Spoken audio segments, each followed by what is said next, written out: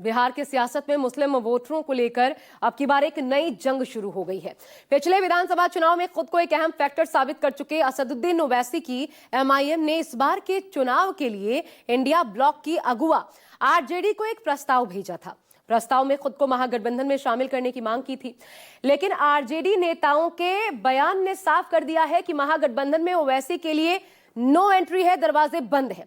अब ऐसे में भाईजान अगर अकेले बिहार का चुनाव लड़ते हैं तो फिर इससे किसे फायदा और किसे नुकसान हो सकता है, इसका पूरा एनालिसिस एक रिपोर्ट के जरिए हम आपको दिखाते हैं।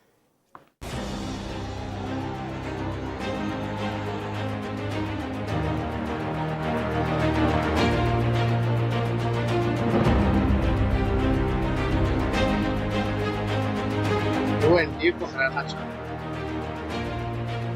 जो लोग मजबूत लोग हैं, तो सबका अगर तो साथ अगर मिले तो इससे बढ़िया बात क्या होता है।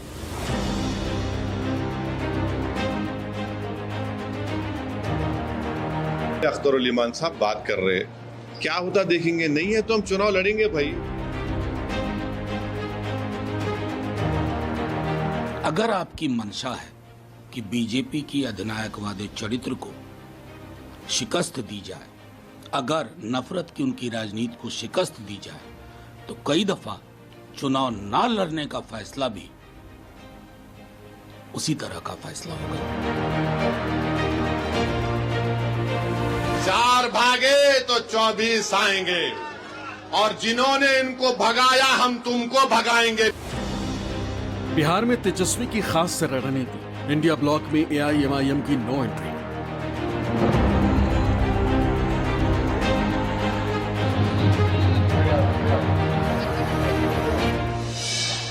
मुस्लिम वोटर्स पर सियासी झमेला, ओवैसी करने वाले हैं बड़ा खेला।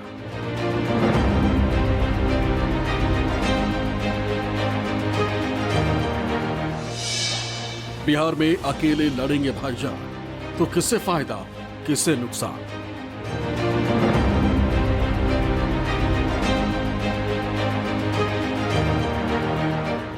बिहार में चुनावी डुगडुगी बजने में भले ही अभी देर है, लेकिन सियासी दलों के नेताओं के धड़कन की दुगदुगी काफी तेजी से चलनी शुरू हो गई।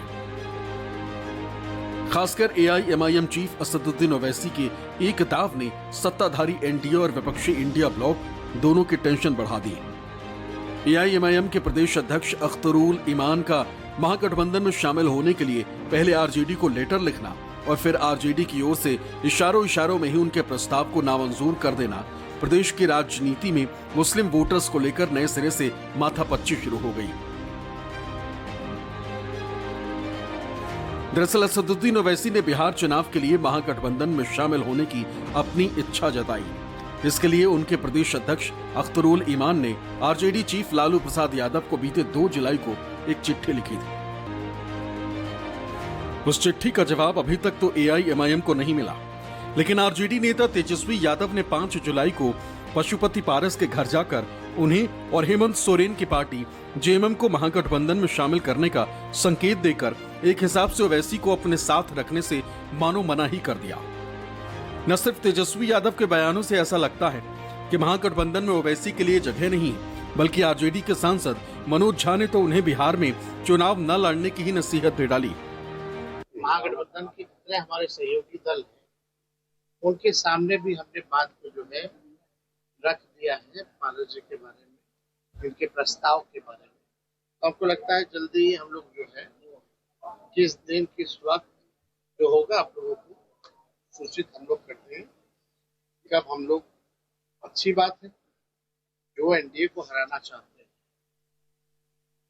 जो लोग मजबूत लोग हैं, तो सबका अगर तो साथ अगर मिले तो इससे बढ़िया बात क्या हो सकती है।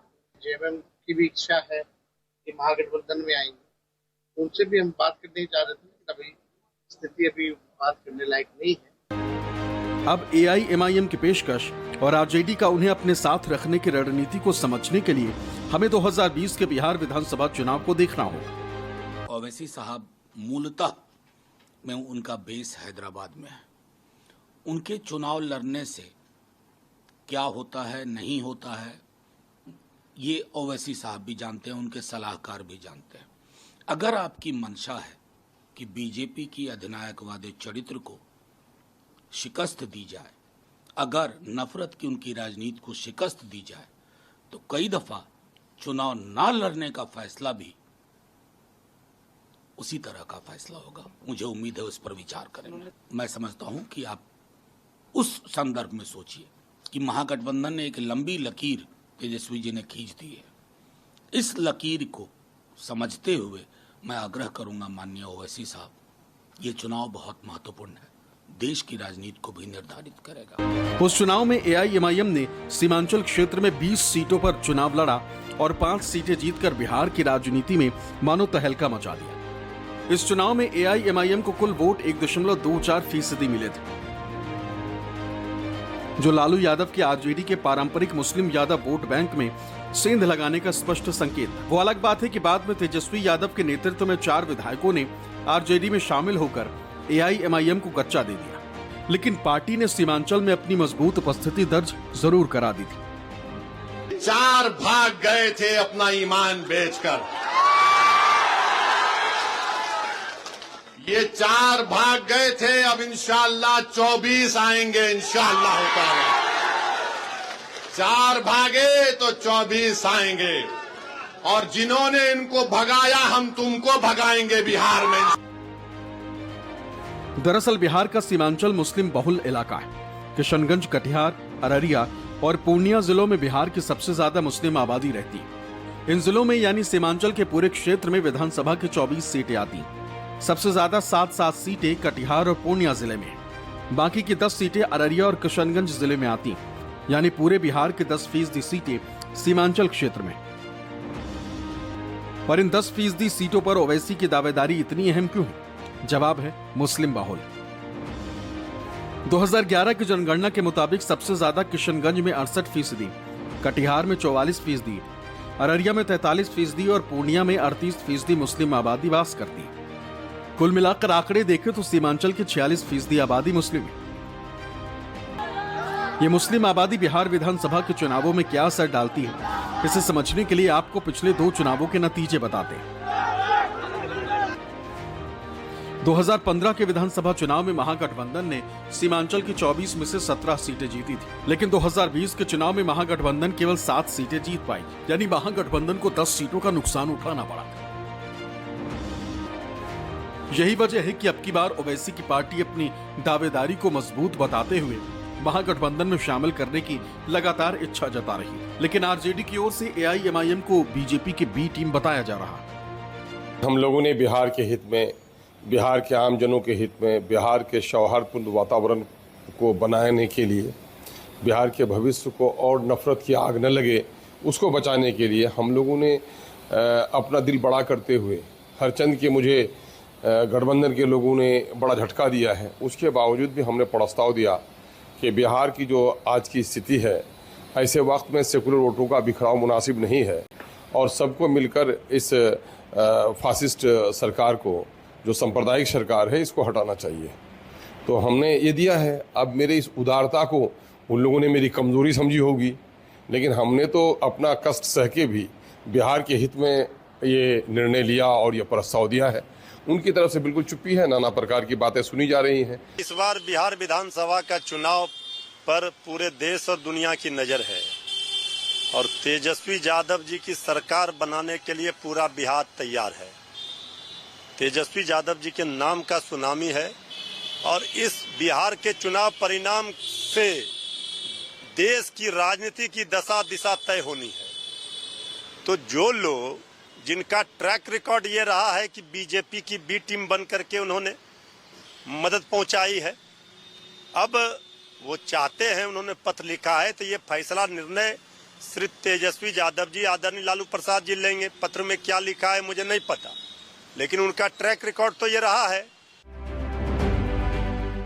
आरजेडी का एआईएमआईएम को गठबंधन में शामिल करने से इनकार करने के पीछे कई कारण हो सकते हैं। सबसे बड़ा कारण है कि आरजेडी का पारंपरिक मुस्लिम यादव समीकरण, जो उसकी सियासी ताकत का आधार है। सीमांचल क्षेत्र में मुस्लिम आबादी का बड़ा हिस्सा आरजेडी का वोटर रहा है। लेकिन एआईएमआईएम की बढ़ती लोकप्रियता खासकर मुस्लिम नवयुवकों में इस वोट बैंक को खतरा पैदा कर रही है। आरजेडी को डर है कि एआईएमआईएम को गठबंधन में शामिल करने से उसका वोट बैंक स्थायी रूप से एआईएमआईएम की ओर खिसक सकता है। इसके अलावा आरजेडी और कांग्रेस ने अतीत में एआईएमआईएम को बीजेपी की बी टीम कहकर आरोप लगाया है कि वो सेकुलर वोटों को बांटकर एनडीए को फायदा पहुंचाती है। इस आरोप को एआईएमआईएम बार बार खारिज करती रही, लेकिन आरजेडी इस नैरेटिव को बनाए रखना चाहती है ताकि मुस्लिम वोटर्स का भरोसा एआईएमआईएम पर न जाए। इधर महागठबंधन में ओवैसी के शामिल होने की पहल पर बीजेपी की ओर से भी प्रतिक्रिया दी गई। बीजेपी के माने तो ओवैसी चाहे इंडिया ब्लॉक में शामिल होकर लड़े या फिर अकेले लड़े, इससे कोई फर्क नहीं पड़ने वाला है। देखिए, ओवैसी जी पहले भी चुनाव लड़ते रहे हैं बिहार में, फिर आके लड़ लें। कोई लोकतांत्रिक व्यवस्था में किसी को रोक नहीं सकता, रोकना भी नहीं चाहिए। और बिहार तो लोकतंत्र की जननी रही है, यहाँ जिसको भी आके अपना उम्मीदवार खड़ा करना हो कर ले। लेकिन बिहार की जनता शांति चाहती है, बिहार की जनता विकास चाहती है, बिहार की जनता फसाद नहीं चाहती। और बिहार की जनता इन्हीं कारणों से पिछले 20 वर्षों से एनडीए को अपना समर्थन दे रही है। तो वो इंडी गठबंधन के साथ रहें या इंडी गठबंधन के किसी दल के साथ अपना विलय कर लें, ये तो उनको निर्णय करना है।